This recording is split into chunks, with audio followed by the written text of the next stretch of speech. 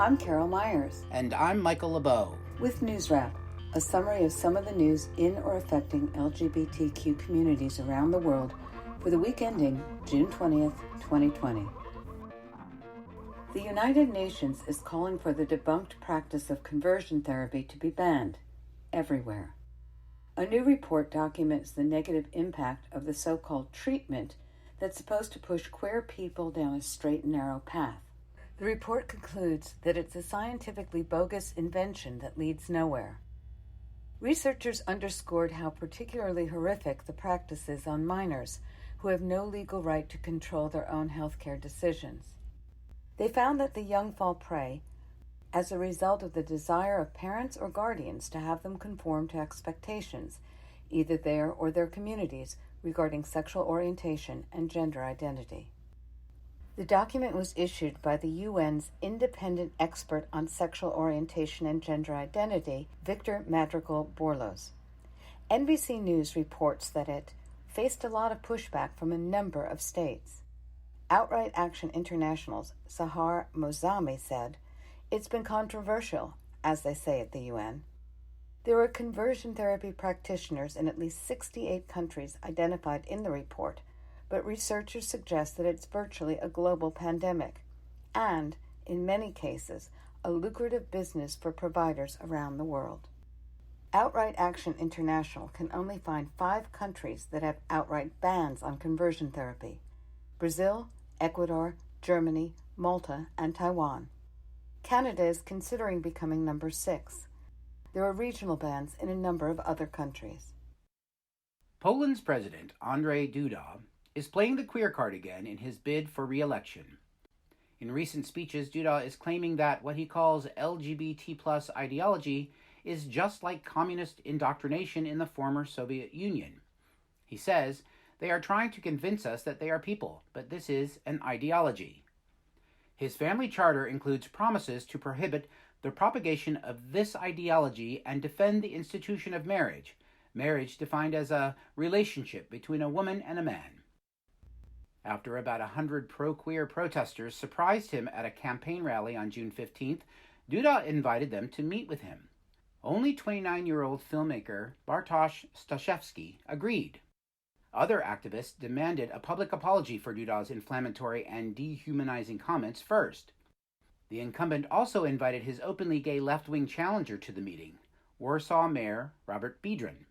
Biedroń joined the call for Duda's public apology, which, of course, never came.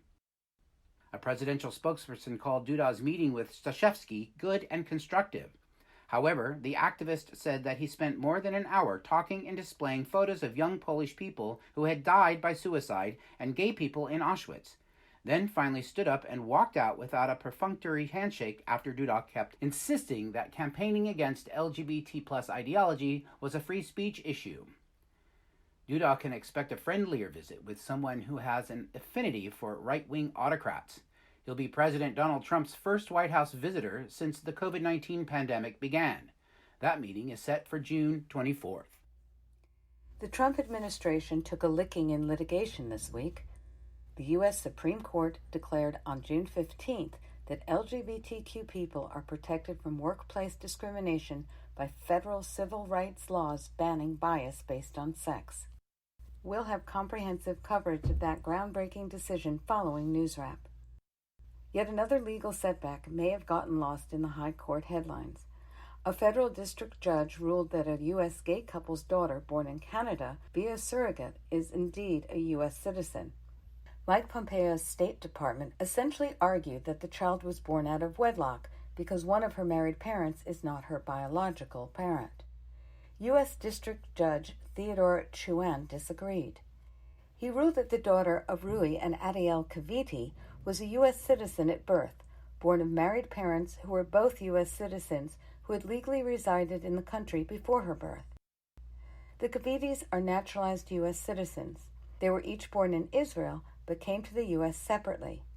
Their daughter Kesem was born in February 2019. The family was represented by attorneys from the queer advocacy groups Immigration Equality and Lambda Legal. Lambda Legal attorney Oscar Gonzalez Pagan helped argue the case. He celebrated with a tweet saying, Today's victory confirms once again that married same-sex couples cannot be carved out from laws tied to marriage. A State Department official had no further comment for the Washington Blade on June 17th, beyond saying that it is reviewing the decision with the Department of Justice. The Cofidis lawsuit is reportedly just one of 5 cases challenging how the State Department, under Trump sycophant Mike Pompeo, mistreats married same-gender couples. Just in time for Pride Month, the Episcopal Diocese of Missouri is celebrating its first openly gay black bishop. The Right Reverend Dion Kevin Johnson was born in Barbados and has been an Episcopal priest since 2003. He was consecrated on June 13th at Christ Church Cathedral in St. Louis. He marveled during his ordination service that a descendant of a slave could be called to be the Bishop of Missouri. God is good, he said, according to the Episcopal News Service. It only took 179 years. Johnson went on to say, "We must be about the mission of working for justice and showing God's love in this time and place. We must be about the mission of speaking truth to power and making no peace with oppression." The new bishop marched in recent Black Lives Matter protests in St. Louis and said in a statement that fear would tell us that dignity belongs to some and not to others. As followers of Jesus, we must live and know that perfect love casts out fear. Finally, 2 new openly gay stars were added to the arts and athletics universe this week. Popular Spanish crooner Pablo Alboran posted a 3-minute video on Instagram declaring, Y hoy quiero que mi grito se haga un poco más fuerte. "I want my voice to be louder Y tenga más and for valor it to y have peso. more value and weight. Estoy aquí para I'm contaros here que to soy tell you that I homosexual, am homosexual, and it's que okay." no pasa nada. Alboran has been nominated for a number of Latin Grammy Awards and has released several albums. He went on to say, Que la vida sigue igual. "Life goes on. Yo necesito Everything ser un will poquito más remain the feliz de lo que same, ya era. but I'm going to be a little happier than I already am." He described a supportive upbringing that allowed him to find his true self, but noted that many other LGBTQ people have not been so lucky. He said, Pero que esto "I hope I can make y este somebody's mensaje le haga el journey camino más easier fácil with a this alguien. message. But Pero above sobre todo all, esto, I do this for me." lo hago por mí. Alboran also said that he wanted to focus on his music career and not on being a high-profile queer activist.